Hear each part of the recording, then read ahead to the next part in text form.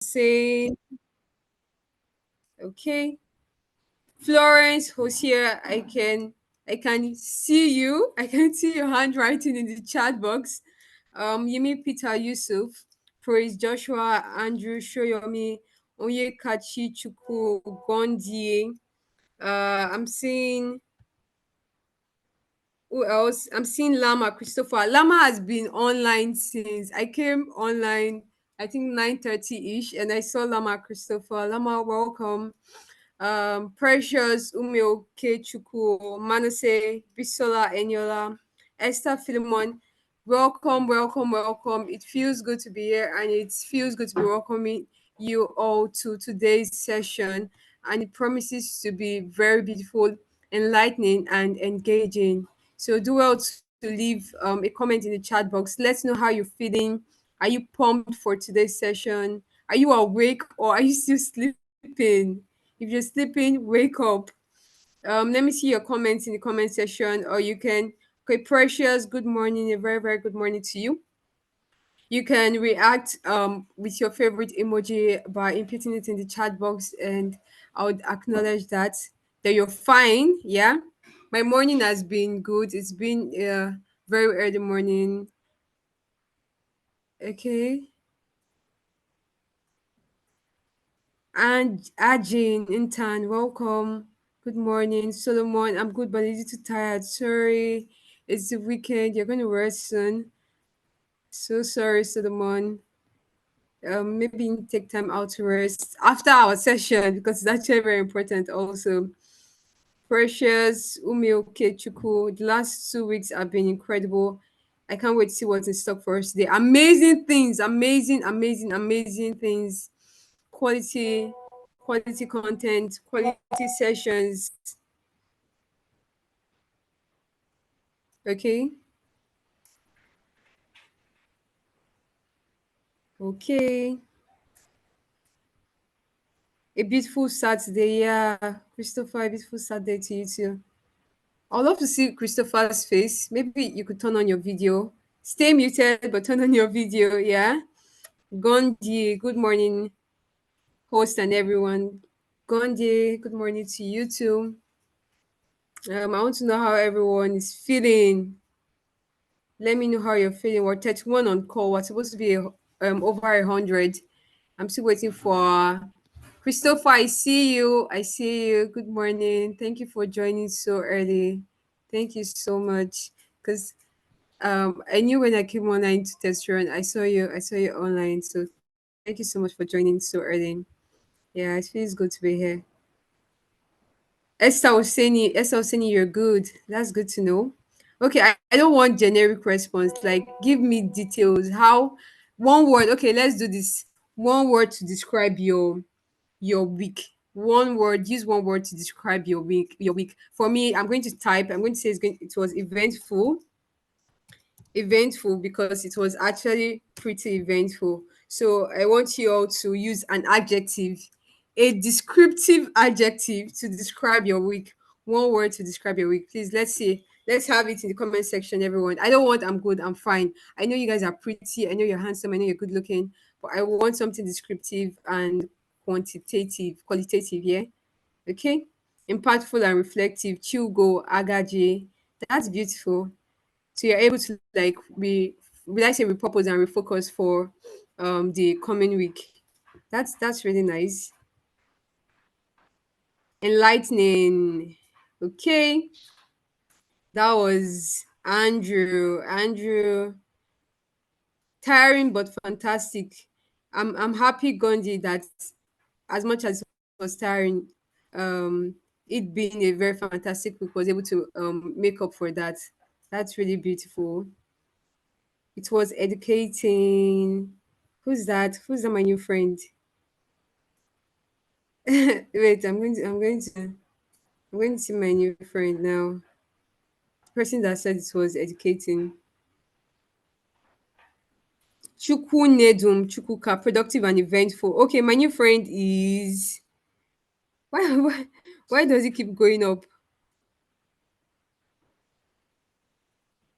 Philemon Bulus. Philemon, oh Philemon, I'm familiar with this name. I think you've asked questions in previous sessions before. Film on Bulus Africa. The name is so it rings a bell. Highly productive, Lama Christopher. That's good to know. Productive and eventful. That's nice. Chukunedum. Like I like situation whereby weeks, like you have a week and when you look back, you're like, oh, this week was really, really productive. I was able to do this, I was able to do that. And you're able to like check, cross out almost everything on your to-do list. It's always feels good to know that it was the birth of an exciting decade for you, Ajin. Ajin, happy birthday to you. Happy birthday to you. We wish you all the best. We wish you Godspeed. We wish you so much joy and ease and happiness. And we pray you have a great year this year. In Jesus' name, amen. That is nice. Ajin, you're going to share our cake later on. Respecting our cake. Miracle is Uzu. It was insightful. That's beautiful. It was stressful. It smelled. I can relate at the same time. I'm sorry. One love. One love smell. Okay, Paul Suko Madai. This week provided lots of opportunity. I'm happy about that. And I'm happy that you're able to recognize when the opportunities came. That's really nice. Eventful and productive, educative too. Mariam, you want to be my friend also. Okay, you're my friend because it was educative also. Bulus Africa is my friend because this week was educative. Yeah, amen. You're welcome. You're welcome. And please as well to just, will I say, drop a love emoji, a heart emoji, or um a happy birthday emoji to Angie. She celebrated her birthday earlier this week. Cake for everyone. Thank you. One lovely smile. Okay, so we're going to start now. We have our guest in our midst already. He's been here already. He's been here on time. I'm going to read out his bio and then I'm going to hand over the microphone to him. So Paul Ebeola is the person we have in our midst today. He is a young climate leader from Nigeria and is the founder and executive director of Aqua World Community Development Initiative, an NGO implementing pragmatic approaches to enhance the resilience of rural and coastal communities against climate change and environmental degradation in Nigeria, and the Director of Operations at You Recycled Initiative Africa, an initiative to advancing circular economy, environmental sustainability, and climate action across Africa. Paul Ariola has led and managed over 30 projects in over 40 communities across 15 states in Nigeria, extending climate literacy to over 20,000 young individuals, organizing workshops to empower hundreds of youths with applicable knowledge and skills to respond to climate crises, and strengthening the capacity of coastal communities to become resilient against climate-induced crises and environmental degradation. Is also a National Geographic Society explorer, an alumnus of the World Ocean Day Youth Advisory Council, and a fellow of the Global Climate Resilient Fisheries Fellowship. Ladies and gentlemen, let's give a warm welcome to Paul Iweola. So you can clap using the emojis in the chat box. Really appreciate that. Thank you, Paul Iriola, for joining us. I'm going to be sharing your screen and then I'm handing over the mic to you. Over to you.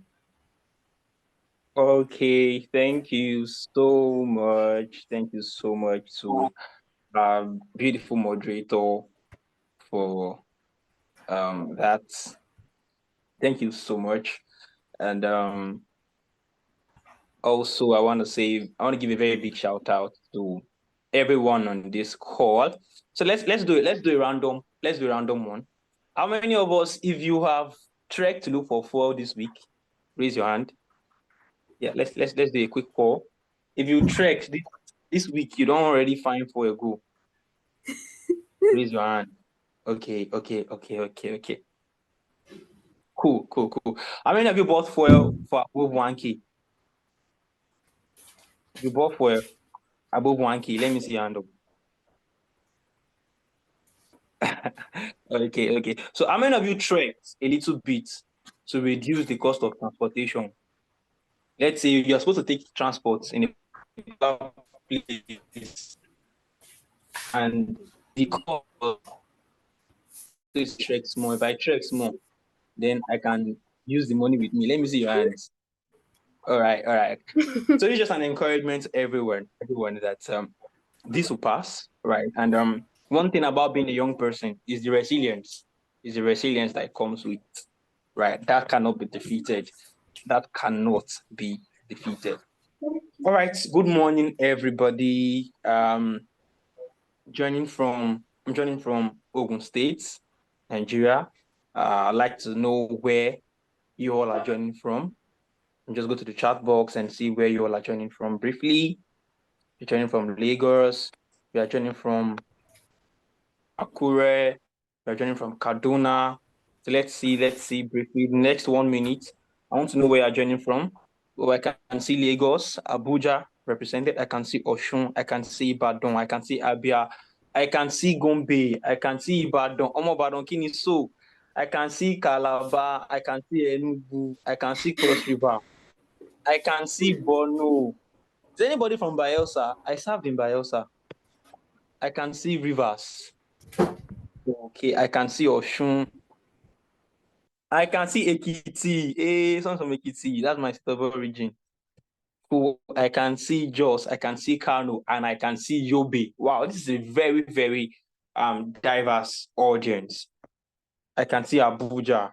Yeah, this is a very, very diverse audience. I can see Ogun. Yes, let's see if I can get one more. I can see Oshun. I can see Oyo, I can see KB. Wow, great. So probably next time you are applying for something or you're putting yourself out and you are asked to talk about a time in your life where you were engaged with a diverse group, just use this to shoot your shot, right? The Climate Voice Nigeria Bootcamp, where you're a participant with individuals from different locations. All right, so today we are going to talk briefly on youth leadership in climate change. And I like the fact that I am just a facilitator. I am just a facilitator for the session. And what does this mean? It means that we are learning, right? I'm facilitating the class. We are exchanging ideas, we're exchanging insights, right? Towards youth leadership in climate action. And we are just going to, scratch at the top. I'm going to be leaving us with so many points to research on, as we cannot, within this period, have all it takes on youth leadership. So, right, my next slide. Thank you. So this is just me. This is my 20-second speech. I'm an early career professional driving for actions to enhance the resilience of coastal communities in Nigeria against climate change, and focus more on coastal communities, focus more on enhancing resilience against climate change and environmental degradation, right? Maybe when I go through the aspect of the training, you would see the importance of being clear and specific in your introduction. Like I said, focus on the coastal communities, climate change, and environmental degradation. So I'm versatile in project management, research, and sustainable ocean practices. All right, so you can move on to the next slide. And during this brief session, about the next 30 minutes, we are going to be cutting across these 6 highlights. We're having the introduction, which I just did, which I've done already. Then which I'll be doing the introduction to the course. Then the pre-session challenge. We'll talk about the importance of youth engagement. Why is youth engagement important in climate change? Then how can young people participate? Then how can you own climate action? Then I'll just introduce us to some case studies of youth-led initiative to address climate change in Nigeria. Then strategic steps to youth empowerment. How can you start taking up initiatives as a young person? What are the steps that you can take? All right, so let's go to the first slide, which is the introduction. Okay. I love this quote by United Nations. When I was reading this report, by the UN Youth in Action, sometimes last year, I saw this statement which says young people are not only victims of climate change, they are also valuable contributors to climate action. They are the agents of change. Now, this is changing from stop calling them victims, right? Of course, we are also taking part of the impact of climate change, but as well, we can come up with ideas, right? We are agents of change. In fact, not just agents, we are actors for change. And how many of you remember this period from February 20 this year, February to March, when we had this high heat wave? How many of you remember that period? When at night, you sweat from February to March. Yeah, how many of you can remember that period? Within February to March, everywhere was extremely hot. Now, what does that mean? It means we are also participants, right? And I'm going to say this. That heat wave, that heat wave had caused so many issues, right? I hope you know that one of the adverse effects of climate change is the impact of genitals for male. I hope you know that for male, there's a certain temperature that your genital can withstand, right? So just imagine that heat wave occurred consecutively for months. Look at the impact on offspring. Right now, look at ladies. During that heat wave, so many ladies about so many mood swings. During that heat wave, I hope you know that heat wave stimulates mood swings for ladies, right? Just imagine you told your babe, I love you, and she was like, she told you I love you, and you said love you too. She would be due to that mood swing. She'd be like, why didn't you put I in front of the sentence? Right? So climate change has both direct and indirect impact on everything. I just spoke to you now it can affect a relationship. Right? So during heat wave, always tell your babe, please stay with fan whenever we're talking. Because that mood swing can change anything. Right? So as funny as it is, that is just one of the simple effects. And I'm talking about genitals. So it means that we have a role to play. We have a role to play. We have a serious role to play. And that is the introduction to this lesson. During this lesson, we want to enhance your understanding on the role that you can play. See, climate change is it's no big news again. What can you do? What can I do? Right? To reduce the impact. Starting from where you are. All right, let's move to the next. So we're going to do a pre-session challenge. It is, I know all of you know this 4 pictures, 1 word game, but my own game is 3 pictures, 1 word. So what comes to your mind when you see this in the chat box? First answer. What comes to your mind when you see that picture? What comes to your mind? Climate change, out. Please, Nigeria Youths SDG. Please stop. No, they do like that. Let my people talk now. Please. So don't mind the handler of Nigeria SDG. Now Vasabi, the catch the person.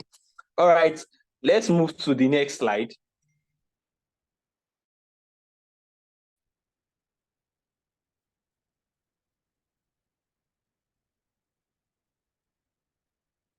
Let's move to the next slide. The answer is climate change for the first slide. Now, looking at this slide, what comes to your mind? Looking at this new slide, 3 pictures, 1 word, what comes to your mind?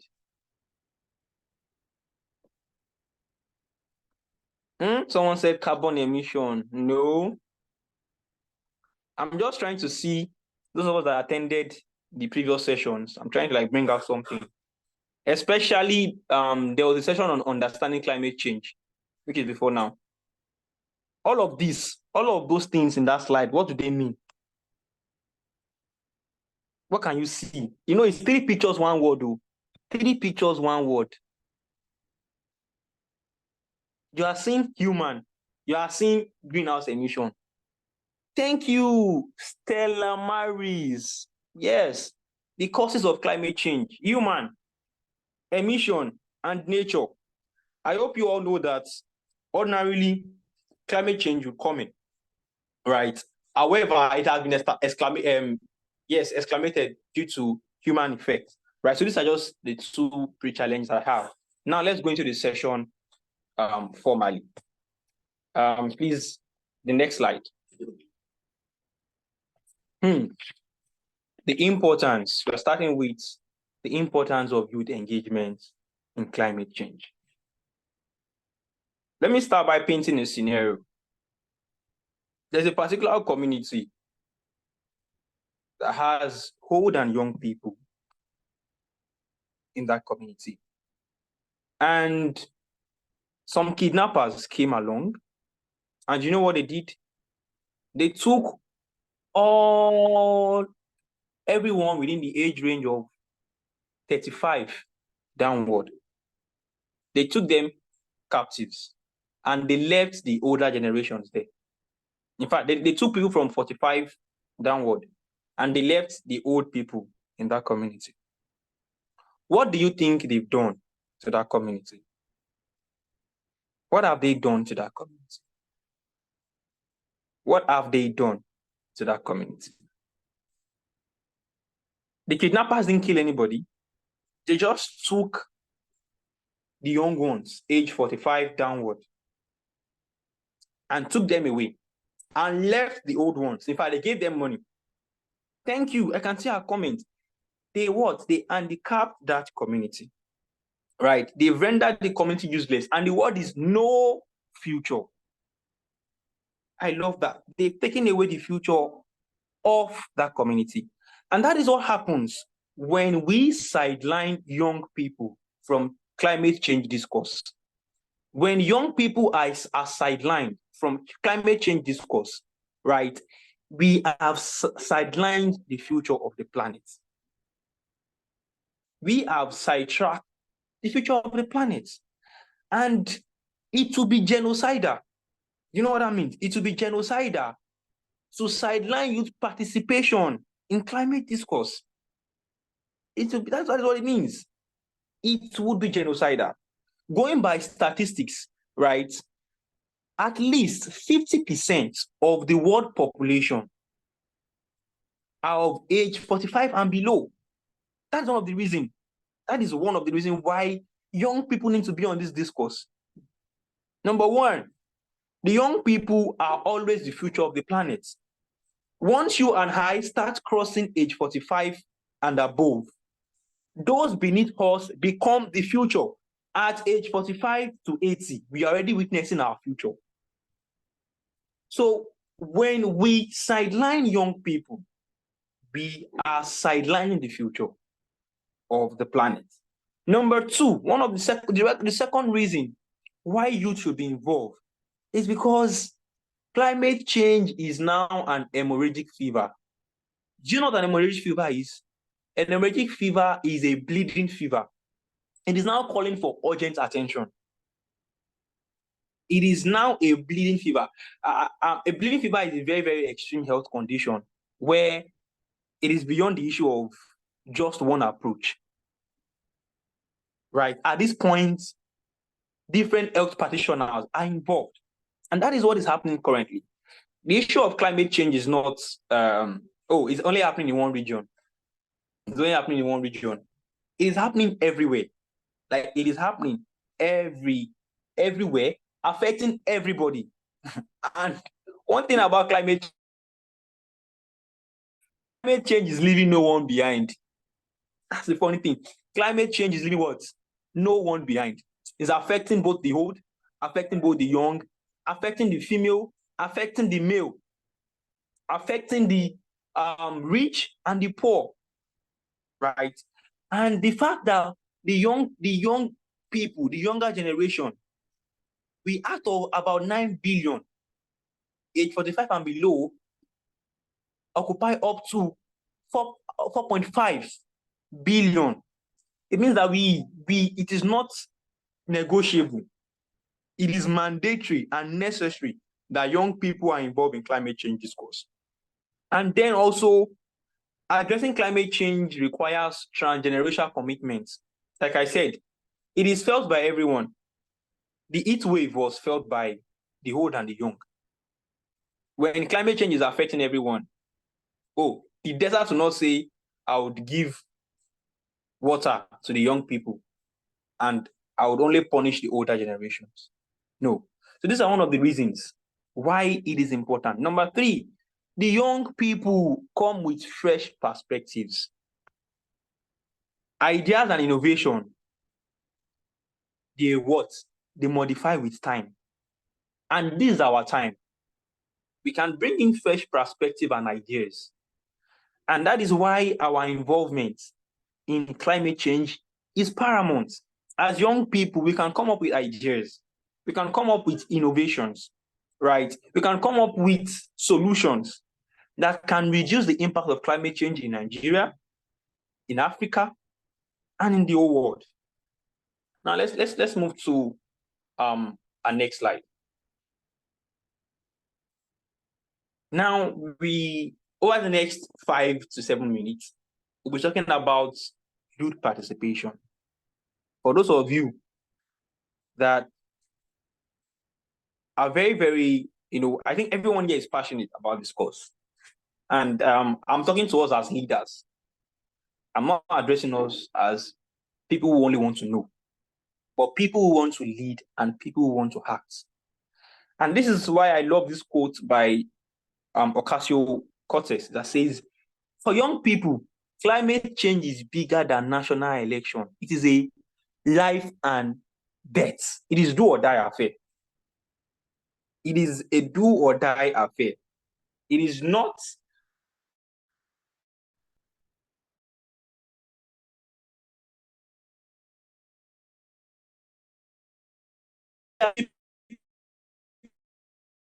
for young people. Every person take the charge addressing climate change. It is very, very important. It is very, very important. So before we move to steps that,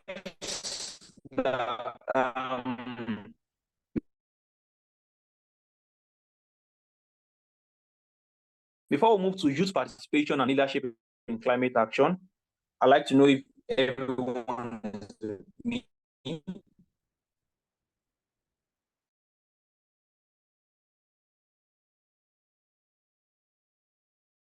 Please kindly confirm if you are with me in the chat box. Kindly confirm if you are with me. Clear and clear.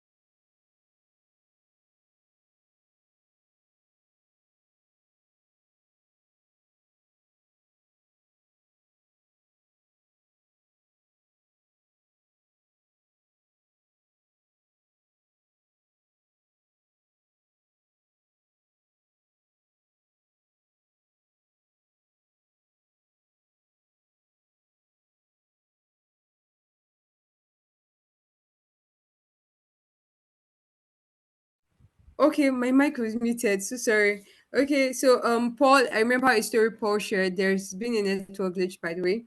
Paul shared the story earlier on of kidnappers coming into a particular area, a particular community, and taking away the youth of that community, and how they took their assets. Most of you commented they took the future of that community, they took the assets of that community, and we are the youth right now. If you're 35, you're 30, 38, you're 40, you're a youth. Okay, majorly 18 to 35 basically. But I mean, you can't be too old to take action. You can't be too young also to take action. even from previous sessions we've had, there's a very, will I say, great need for us to take action in our community and implement change. Okay, so far so good. I want you to drop a comment, like, will I say a comment or a quote, or what resonated with you the most so far from the session. Can anyone hear me?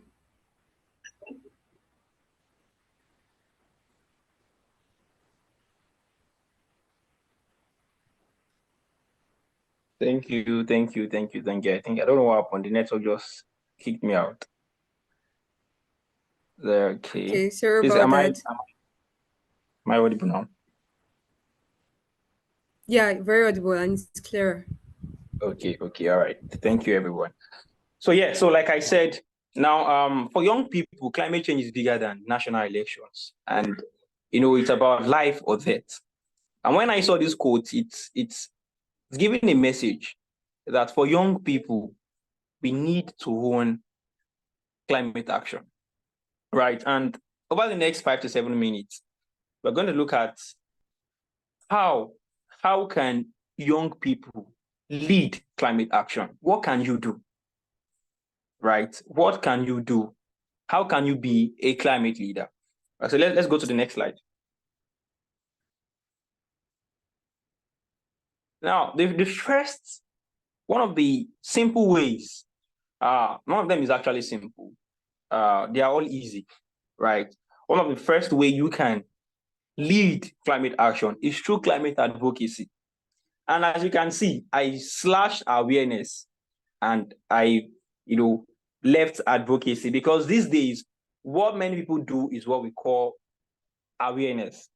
They'll run campaigns, they'll run programs without any call to action. One thing I want you to know is, as a climate leader,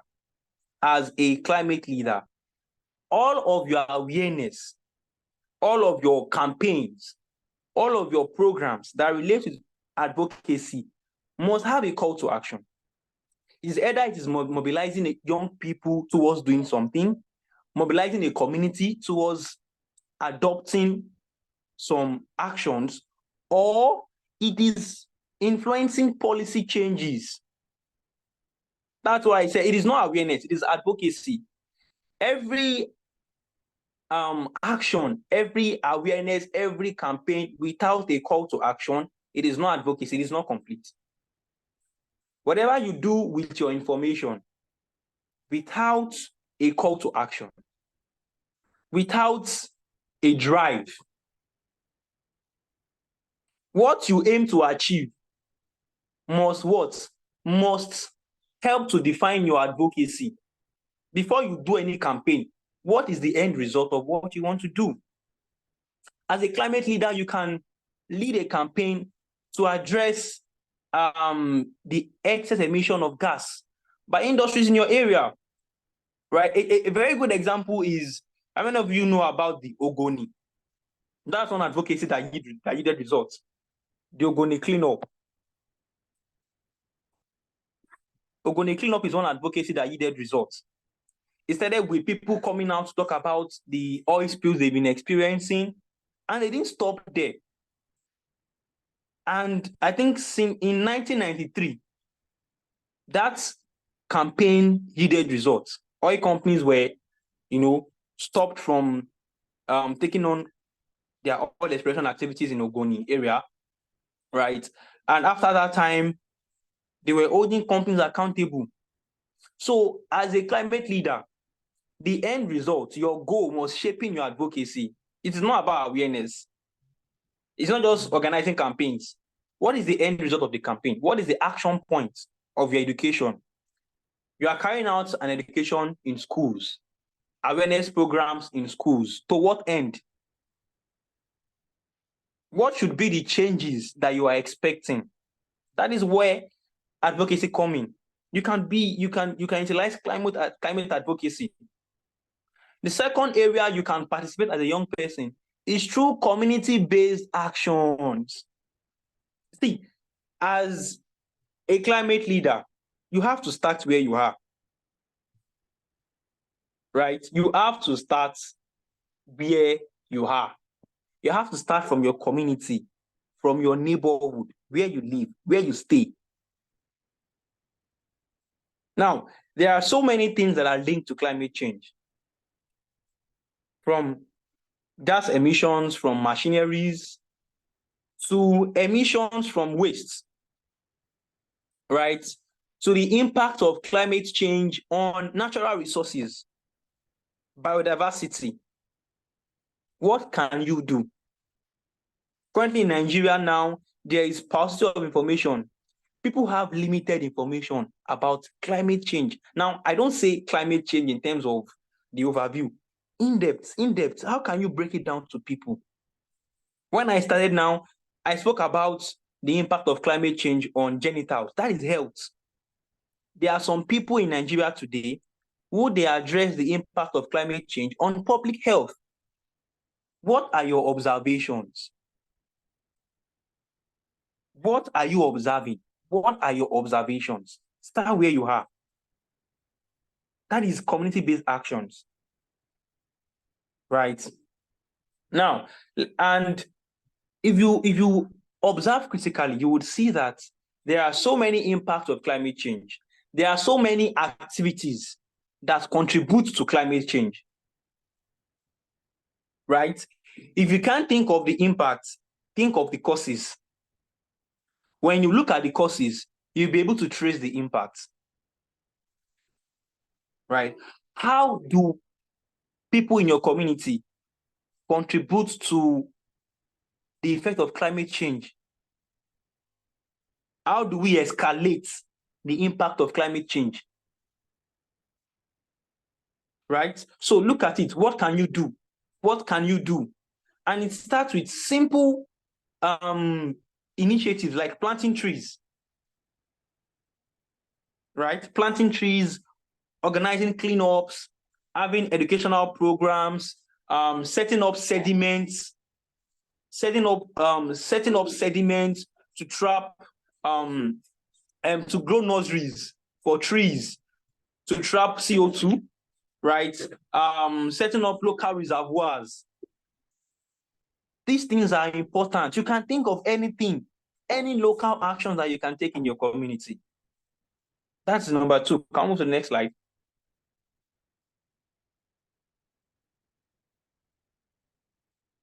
Now, innovation, entrepreneurship, and invention. For those that might say, okay, I don't want to do advocacy, I don't know, I need to put food on my table. Okay, community actions. I'm not that rich, to take actions that won't give me profits. You can leverage on entrepreneurship. You can now look at how you can create products that will reduce the impact of plastic pollution.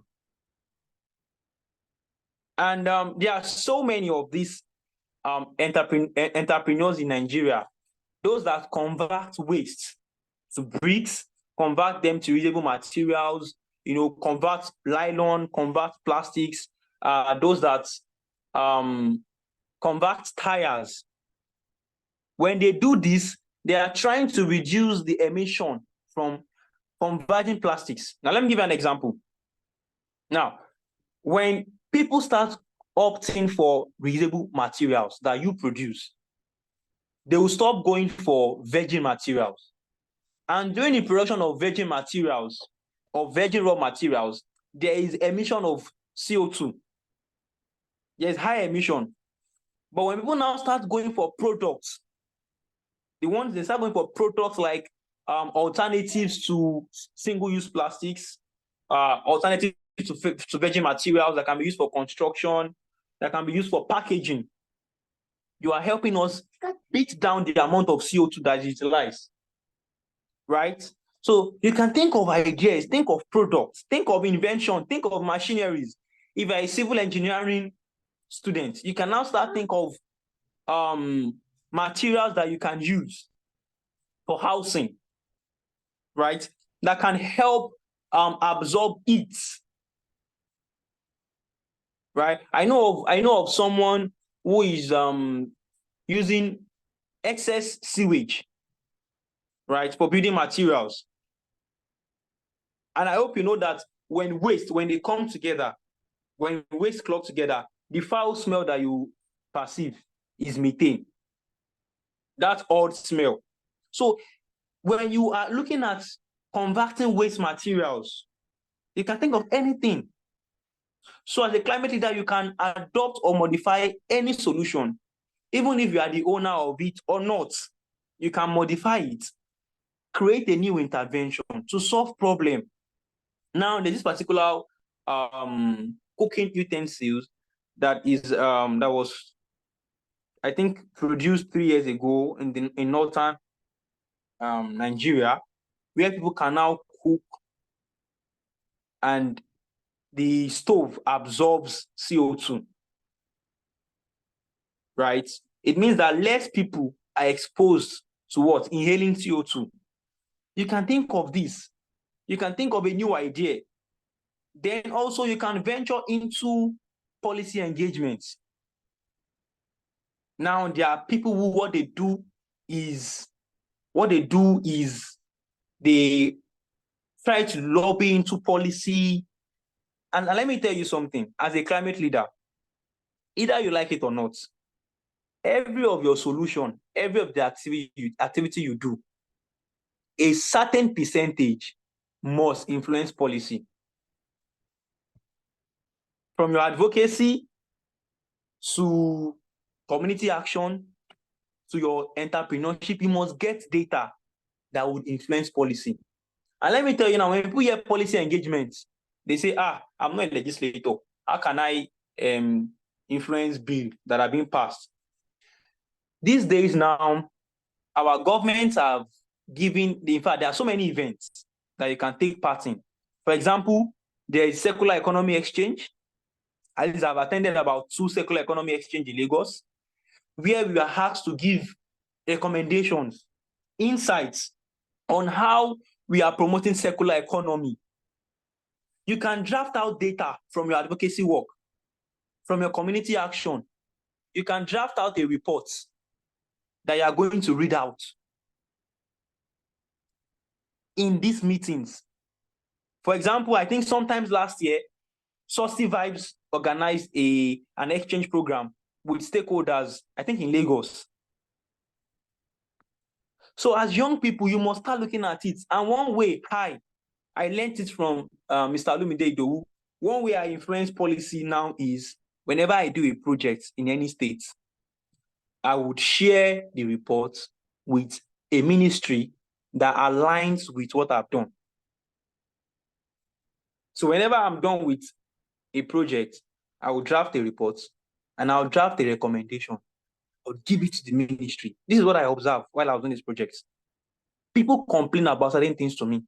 I would like your ministry to work on this. And sometimes I've received invites to come and talk more about it. What does this mean? You don't need to be a legislator before you influence policy. Whenever you do a project, whenever you carry a solution, if it's as simple as cleanup, what did you observe? Draw out data. If it's a one-page document, attach a recommendation behind it. Submit it to either the Ministry of Education, Ministry of Environment, right? Ministry, maybe the Department of Climate Change. Influence policies. Attend program. Sometimes in 2021, 2022, I think maybe 2023 last year, the Nigerian Youth SDG Network organized, I think, policy labs. There were some programs on youth engagement. And one of the programs, I could not attend.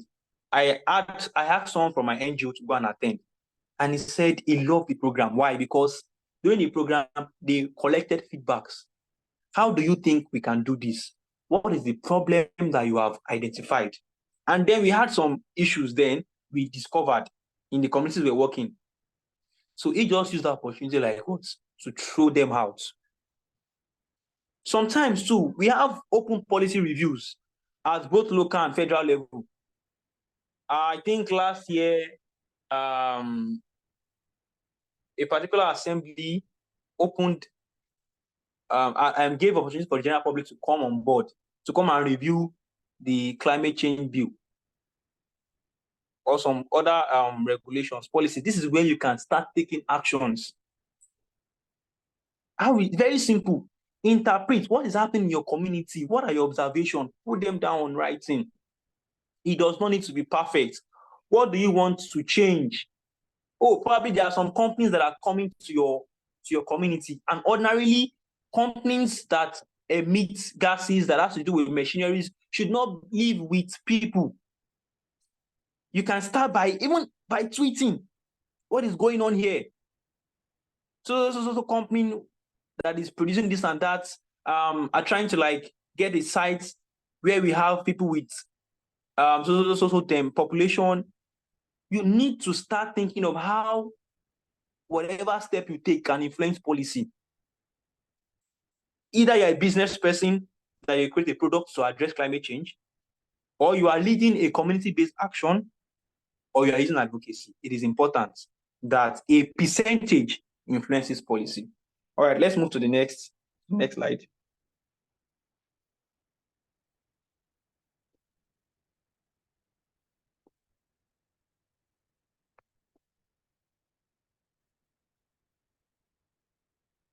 Yes, can I move to the next slide, please? Now, one other way that you can be involved is leadership and development. As a climate leader, you must either create a platform or work with other platforms to develop the capacity of more young people. Look at this now. We have 70 people here. And in Nigeria, the young people in Nigeria, they take about 60% of the population. And that's about 60% of 200 million or 250 million. You know what that means? 50% is over 100 million. As a young person, you must create platforms to train more young people on creating solutions to address climate change. And here I just draft out some platforms that are currently in play to engage young people in climate leadership, right? And one of them is the Climate Voice Bootcamp. And I know that there's this Youth Activators Lab by NGYouthSDGs. It might not be limited to climate change. I know it's about youth involvement and engagement, right? Youth leadership. There is the Green Switch Academy by Plug in Nigeria to train people on proper waste management, environmental protection. And also in Aqua World, we have monthly trainings, right, to train youth in ocean leadership and environmental action. You can also think of ideas like this. Think of a training, a series that you can do for young people.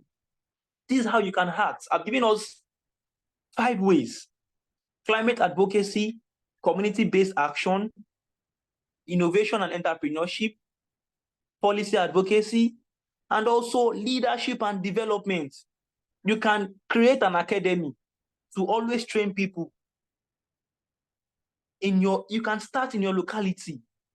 Start with people around you. You must make sure that more people are informed. When we have more people informed, it helps to have this unified action and goal.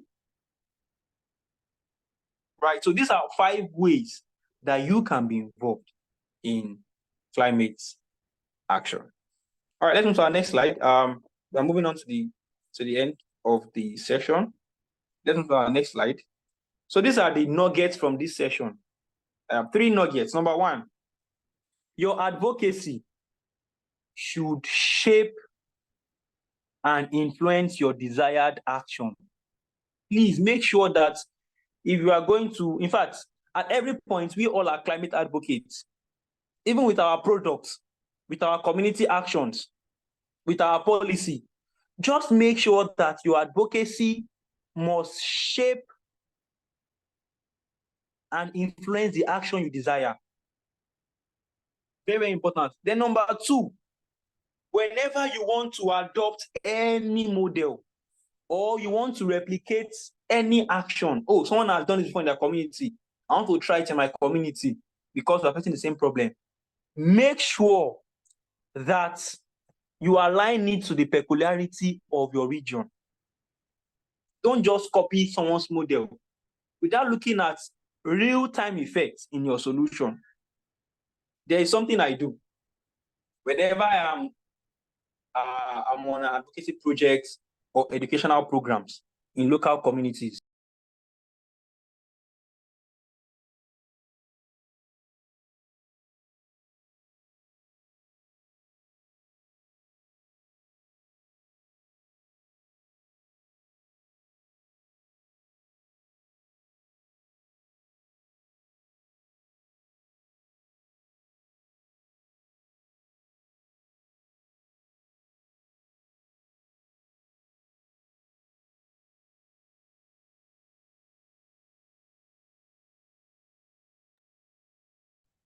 okay, how long was the audio lost, please? Was it up to 30 seconds? Not up to, let's say 20 Okay, or okay, 10. great. So I said the first one is your advocacy must shape and influence your desired action. Whatever you want to achieve with your advocacy, you must use it whenever you are drafting your advocacy plan. Then number two, whenever you are adopting or replicating a model or any approach, any solution, you must modify it to the peculiarity of your region. Very, very important. I said something, there is something I do. Whenever I am having a program in any community, I make the program accessible to both the old and young generation. Very, very important too. If you are doing a program for young people alone, remember that the community leaders, they are the ones that would approve whatever will go in the community. So I make sure that even if it is not for old people, the community leaders are involved. Why? Because if someone wants to take any community-based action now, if the community leaders do not approve it, that is a waste of effort. So here in Nigeria, you must understand that when you want to apply any approach, you must make sure that you modify it to the peculiarity of your region. For example, now, someone that wants to do an educational program in Lagos is going to be different from someone that is going to a community that is local. For example, now, in Lagos, you can go to any community, any school, nobody would ask you any question because it is an urban area. If you want to do a school outreach in a local community, you have to write to the head of the community, the king, right before you do not give your approval to go to the school. You understand? So please, that is important. Then number three, the nugget, as a climate leader, it will be waste of knowledge if you cannot empower others to take action. It is completely waste of knowledge. If you cannot empower people to take action, it is completely waste of knowledge. Through your business. For example, now look at what Planet 3 House does. She makes sure that in our solution, she trained people. You must empower people. If you're an advocate, make sure you're not the only one. You can't be everywhere at the same time. Even if you are able to solve climate change problem in Ogun State, you cannot be in Abuja that same time. You must empower others to take action as a climate leader. All right, let's move to the next slide. I'm trying to round up. The next 4 minutes to round up.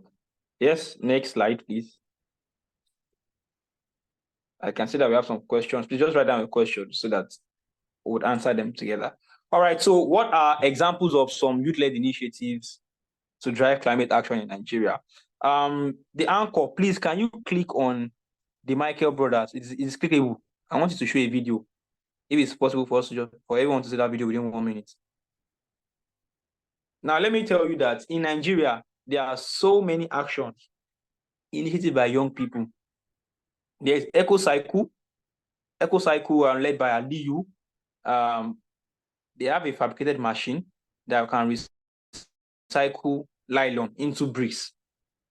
Now, the Michael Brothers in Ibadan, they are recycling nylon, like plastic nylon, nylons into fuel, petrol. So I don't know if the moderator can click on that link in the PDF. Just click on that, the Michael Brothers and the PDF. I just want able to see the video that we show for 30 seconds. Now, another youth-led initiative, currently in Aqua Yes, World. it's loading. I think the network is lagging. It's loading. I'm going to share it now. Okay. Now, in Aqua World, we are working with coastal communities. We observe that coastal communities, their own problem to climate change sometimes is different. Their resources, their marine resources is being affected. Okay, great. So this is the Michael brother. Diesel àti petrol tẹ́ ń wò yìí ilé epo kọ́ láti rà o inú àwọn ọ̀rá àtàwọn ike tẹ́ ń sọ dànù inú ẹ̀ láti rí i. ìyàlẹ́nu ló máa ń jẹ́ fún àwọn èèyàn bí ọ̀rá àti ike bó ṣe lè di epo. From nylon. So you can pause it. Maybe later you can share the link. You can pause it. Thank you. So these are initiatives. Who says young people are not intelligent? Who says? Now these people, their father used to be, I think, a welder or something. They know about welding process, and they brought in that idea. They created machines that can convert nylon to fuel. Now, like I was saying, in coastal communities, we did a data study and we discovered that the fish species in these coastal communities, they are being affected. The climate change is affecting these fish species. Then the fishermen, they are escalating the problem. Can you see that? That's another section of climate change. Not everybody can address climate change through waste management or through machinery or through AI. We decided to now start, okay, let us start empowering these fishermen on how they can adopt methods, models. We now started interpreting science to them in local languages on how they can now improve the climate resilience of their fish species. Can you see that? These are initiatives that you can take. There's YouRecycle. YouRecycle now focus on developing young people capacity through education, right? So these are some examples of initiatives that young people are taking.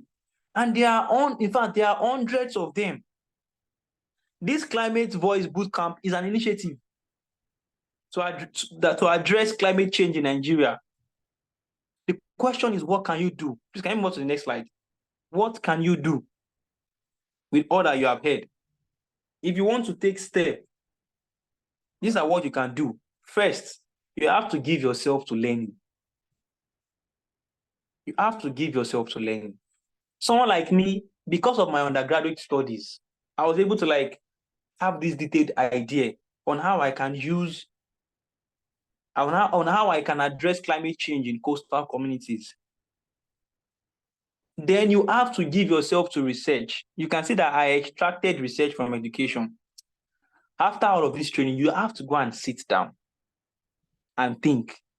That is one of the problems. See, what separates a solution provider from every other person is research. You can't give out what you don't know. You need to sit down and think. You need to sit down and think on ideas. What can make your own solution unique? Number 3, you volunteer. Volunteer with organizations that are in this space. That is one way of learning. Then you network and you collaborate. I'm trying to just brief up. Then also give yourself to mentorship. You might not tell the person you want them to be your mentor, but be in close contact with that person to always learn. There are people that whenever I have an idea, I run it through them. They give me ideas. There are people that also walk up to me. Or in fact, what do you think about this? I'll drop my ideas. I want to apply for this. What can I do? I have this idea, I have this solution, and I'll give them an idea. This thing you want to do. This is it. This is what I think. And it has saved them a lot of stress and problem. Also myself. So give yourself to mentorship. Then on the last point, you must always apply all the skills. Don't just write. As a climate leader, you must apply every of these approaches, every of these skills, every of these models. Put them into action. And that is what separates a leader from every other person, the actions that you take. Right, so let's move to the next slide. Yeah, so this is just a simple loop that can help you. Number one is learn. From learn, you research. Then after you research, you would unlearn. You will pick some things that are yours. In climate change, you can't do everything. Right? You would pick a sector you want to work in climate change. Then you will now start adopting approaches and model. Then you implement, then you learn, research, unlearn, adopt. You continue that cycle. And don't be surprised that when you start taking action, once you start taking action, right? Once you're taking action again, you will begin to learn so many things. You begin to learn so many things, right? You begin to learn so many things. Once you start giving yourself in climate advocacy, you see that after 2 years, you learn more approach. You will drop some again. So someone gave a comment. Now, your monitoring and evaluation comes from the learning to the unlearning, where you monitor what you have done over the past 1 year, you sit down and research on it, and you drop some approach again. You pick up more, then you add more again. You continue that cycle. You continue that cycle. If you continue this cycle, you are already a leader who is different from a person who is being fed, right? So this is a loop that you can embrace. It is just a basic one. You can escalate it. Like someone have said, you can add monitoring and evaluation. You can make it more detailed. But on the surface, this is a simple loop that we all can embrace in climate leadership. All right, next slide.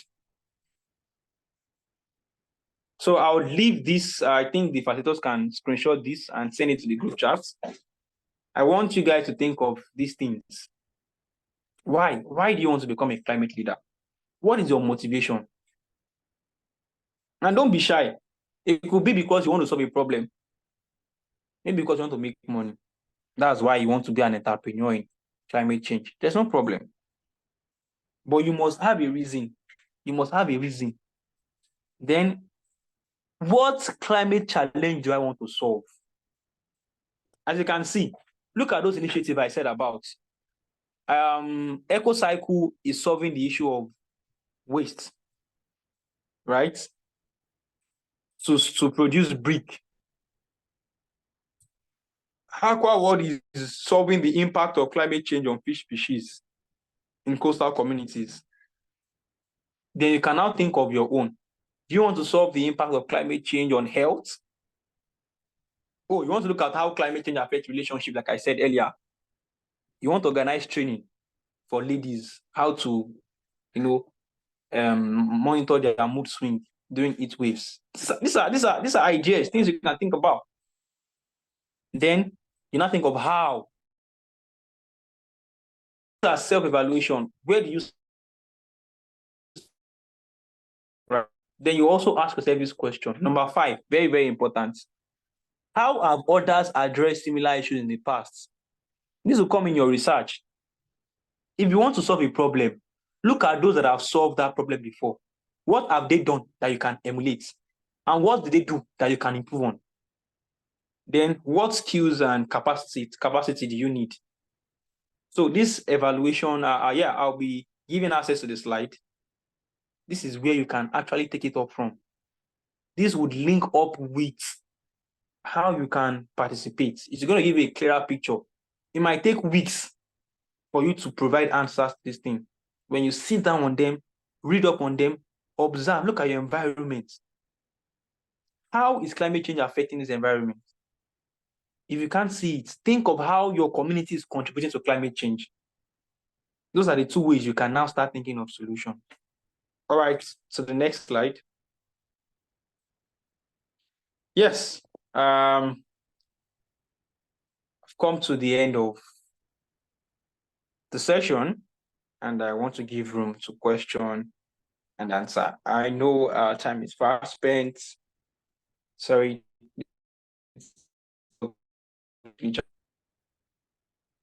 So yeah, I'd like us to drop All right, so can we all hear me? Hello.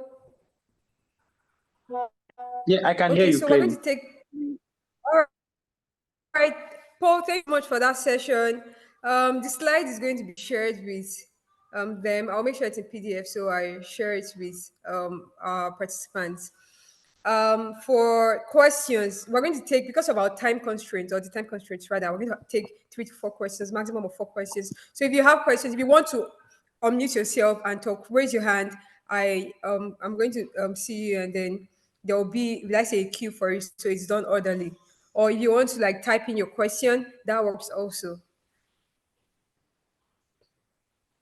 Okay. So there's someone who asked the question.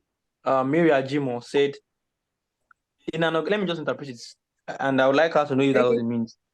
So she's saying Okay. that in an organization, right, what are those things that you can do that can make the organization reduce their impact on climate change? So Miriam, is that what you mean? Is that interpretation? Miriam, is that the interpretation of your question? Like, what can organizations do to reduce their impact or contribution to climate change? All right, so one thing is, if that's the meaning, there are some organizations that they have policies. Okay, thank you. They have policies. So let me give you an example. I had a friend who went to Austria. In, I think, 2021, and he said there is a policy for all of the workers. Whenever they are traveling anywhere within Austria, the policy says nobody must go by flight.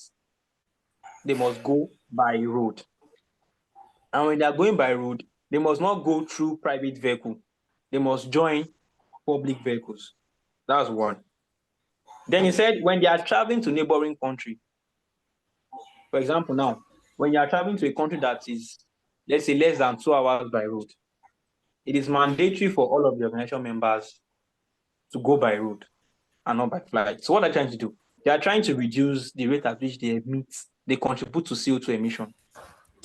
For example, now, a bus would emit CO2. If you drive the bus with half passenger, it will emit almost the same amount, right? But when you join the bus, everybody, your emission together is now one. So that's one of the approaches, right? Why some will tell you, some of their policy is that you must not organize a program and use plastics for packaging. So currently in Aqua World, aside water, any of our program that we organize in other states by our leaders, they do not package in nylon. So these are some of the approaches I can utilize. So you can think of policies. I think one way is policies. Interpret them into policies. These are policies in our NGO or in our organization.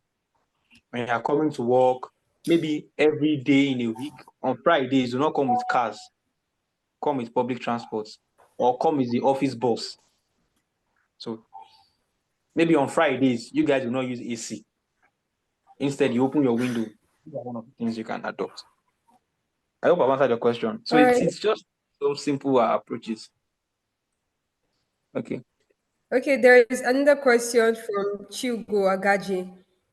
It says, how do you make the program accessible to older people, and in what ways? Thank you. So it's very simple.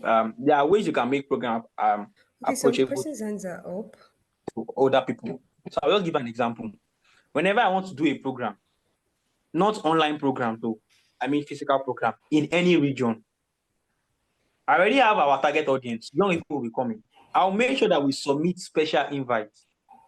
If it's an urban area where I don't need to go to the leader of the community, I would look at some people that hold some position, maybe the youth leader, maybe I will just reach out to one person or two who can be involved, and I'll send them official letter. The program is for young people, but when it is time for the young people to now start adopting those practices, they need someone to back them up. So that's what I do, right? So I'll just submit letters to, if it's an urban area, I'll look for one person who is involved, who is informed about it. If it's a rural area, I'll submit letters to the king. I'll submit letters to the local heads. And when I'm done with the program, I'll go back and give them feedback. So that's one simple way. All right, I hope that answers your questions. Yeah, one more thing. Sorry, please. Ismail's hand is Organizing the up. program. Solomon Ekundayo, Bisola Bamidele. So Ismail, let's have you. Kindly unmute yourself and speak. Let's keep it brief, please. Okay. Okay.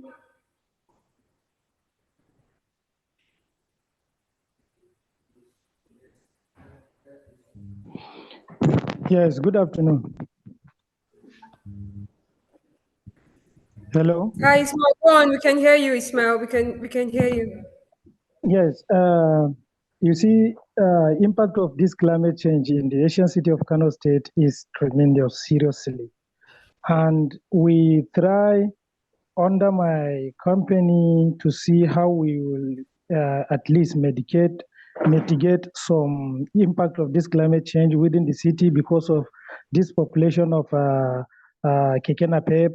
We have tricycle. There are plenty in Kano State.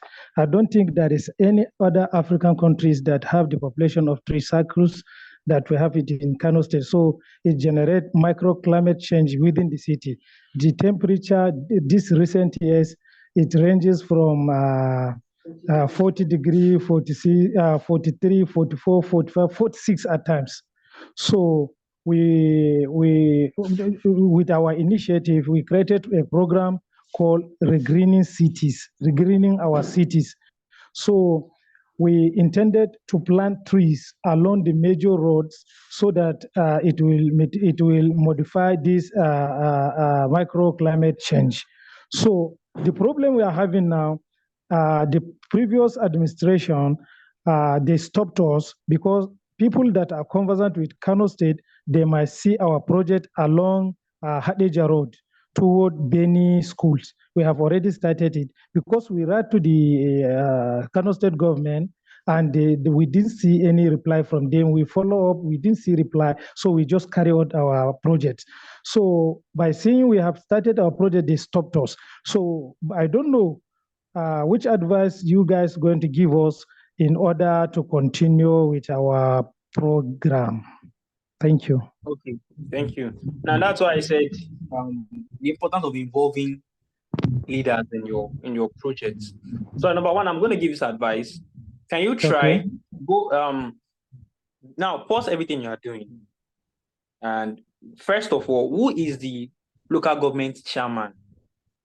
If you cannot get the state government, start with the local government. Okay. That's the first thing, first approach. The community where you're planting the trees, first of all, write to the local government chairman. Wow. Yeah. Or not, the writing should be an official visit. You need to have a visit. Then secondly, I want to ask you, do you have a Ministry of Environment in, is it Kano or Kaduna? Kano, yeah, we have it. So please go through the Ministry of Environment. There is. Yeah, so go through the Ministry of Environment. There is. Yeah, so write a letter of introduction introducing your initiative and telling them about what you want to do. I've done this several times in Ondo State, and I've always gotten approval. Okay. So please write to the local government chairman. But I think if you go through the Ministry of Environment, it is going to be more effective. Okay. Have I answered your question? Yes, please. Thank you very much. Thank you. All right, Paul. Thank you. Ismail, thank you for that question. And Paul, thank you for your response. Ismail, there's a message for you in the chat box, box. So kindly go through it. Someone wants to collaborate with you, or someone has a plan for collaboration. Okay, the next person,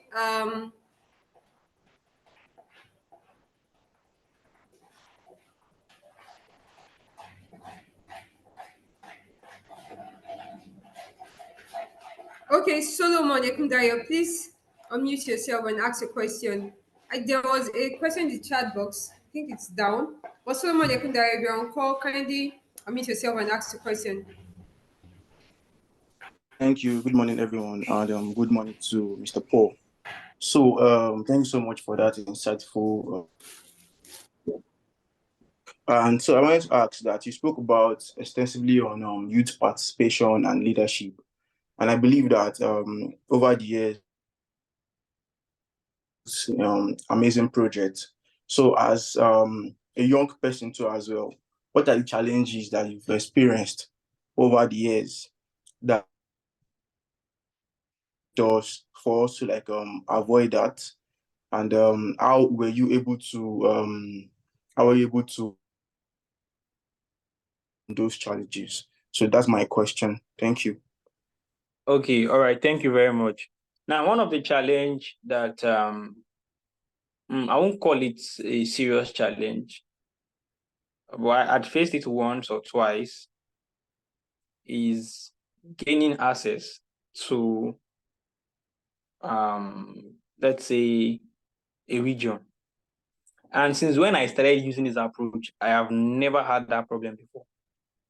Number one, whenever I want to implement a project in any region, either a tertiary institution, a local community, whatsoever, when I am developing my project team, I'll make sure that at least one or two people from the community is part of the project team member.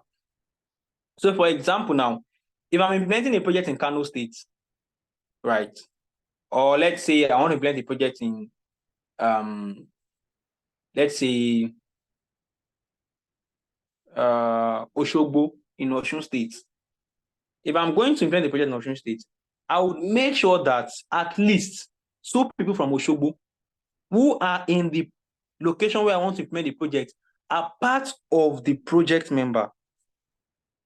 So whenever we start that, they will be the face of the project in their location. And that actually helped. In terms of whenever I want to submit letters, they'll be the one to go and submit the letter. So that thing happened one time. We wanted to submit a letter. They were already speaking their dialects. And the king was like, oh, Omowa, our son is our son is our son. Don't worry, you guys can come. That's number one, access, right? So one thing is make sure that whenever you're implementing a project, make sure that someone from the targeted location is part of your project team member. At least one or two. Me, I give room for more. In fact, I did a program, and the two communities I was working with, all my project team members were from the community. So that's one. Then number two, I think there will always be the issue of resources, unavailable resources. And that is where collaboration and partnership comes in, right? Sometimes there are some programs that I do that I do not even need to apply for grants. I don't need to apply for grants. All I need to do is I need to look for organizations that I want to do. Then we now start putting up resources together. I think for the issue of resources, partnership and collaboration has really, really worked very well for me. It has actually worked so well for me. And that is where you must have a good network. Build your network over time. Build your network over time. So these are two core areas that I want to talk about at the time. All right. Paul, Emmanuel Esio, if you're online, kindly unmute and ask your question. Paul, thank you so much for that response. I see most of you are already connecting via the chat box, especially in Kano State. Ismail, thank you for that. There is a new question, Manasseh. I think this is the last question we're going to take. If Emmanuel Esio is on the call, kindly raise your hand and unmute yourself to speak. Well, let me take this question from the chat box. Manasseh Mbachi is asking, as a young and aspiring climate journalist in Nigeria, how can I report on climate change without fear or favor and without stripping Nigerians of their humanity and dignity? Okay. So first, I'm not a climate journalist, but I have fitness to say number one, I think you need to connect to a space. That's the first thing as a climate journalist. Or if you are aspiring to be a climate journalist, connect to a space of journalists in climate change, right? If you search on LinkedIn, you would see some people who are into climate journalism. Yeah, that's one thing. Then when you join them, they have this code of conduct. They have trainings as well. As I know someone who is into journalism and has published so many papers on the effect of climate change and even outside climate change. So one thing I observe is that he has a group that I work with. However, I studied mass comm, but he has a group that I work with. So I think first of all, you need to get is it an association? Yeah, they have a code of conduct for climate journalism. Then you can look at how you can learn from them. Then also connect with two climate journalists that you can give you information, right? That you can learn from. I think that's all I have to say about this. I don't have a very concrete answer to this. All right then. So there's one last question. Okay, someone said you won. I think when you were answering the last person that asked that, you already answered his own question. So Daniel Edu is saying, "Thank you, sir, for this wonderful session, Mr. Paul. My name is Daniel Edu from Cross River. You earlier emphasized the importance of having a mentor as a climate youth leader. So my question is, are you available for mentees under your leadership, sir?" Okay, yeah, we can connect. I think the last slide has details on how we can connect. Maybe the anchor can share the slide now, so we can connect and take conversations. Okay. Yeah, we can take conversations from there. So when the next slide comes up, you see how we can connect on social media. Okay, that's great. Paul, thank you. Paul Ariola, thank you so much. This session was very interesting. From the beginning to the end, it was very interesting and engaging, and I also learned so much. I don't know if you have one word for us. Um I'm going to continue screen sharing. Yeah. Okay. So for everyone looking to connect with Mr. Paul Ariola, here are his details for social media. Paul Ariola on LinkedIn, Instagram, X, Twitter, and Facebook. Do you have any like final words for the participants, for all of us, basically, for all of us here today in attendance?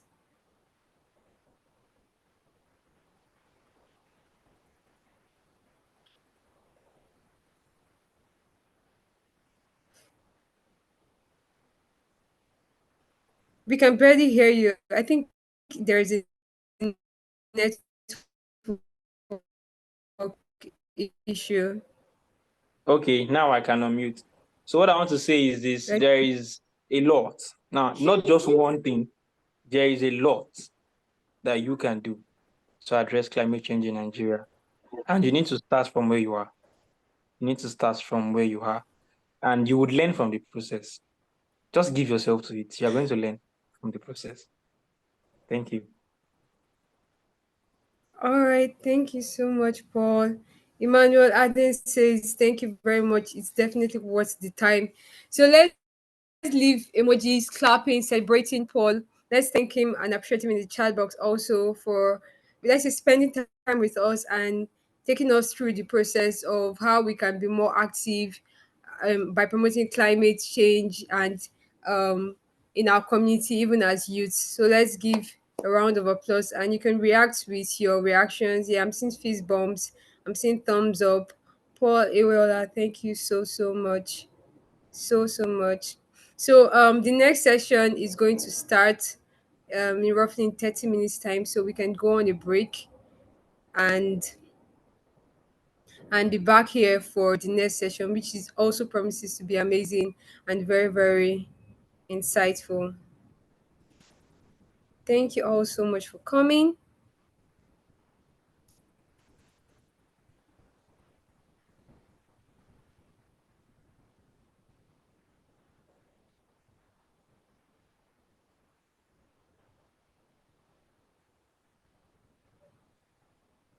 He reigns. Thank you to Emmanuel Aden. Thank you to, thank you for coming. Lama Christopher, thank you. Thank you so much for joining.